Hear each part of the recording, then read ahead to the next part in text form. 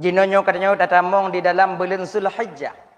Di mana saudara-saudara getanyo dalam bulannya mutuah tubuh kakak ibu melaksanakan ibadah haji, memenuhi panggilan daripada Allah Subhanahu wa taala, yaitu untuk menunaikan rukun Islam yang kelima, yaitu haji.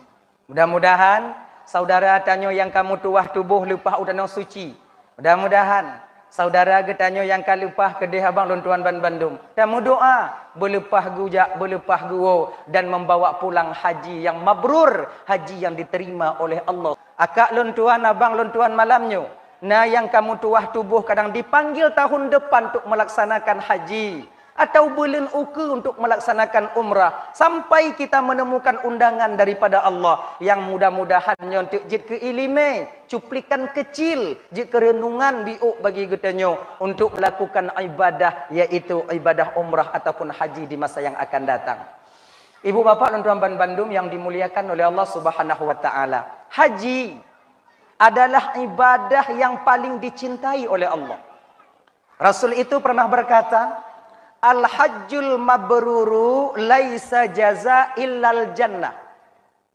Haji yang mabrur tidak ada balasan lain di hadapan Allah terkecuali surganya Allah.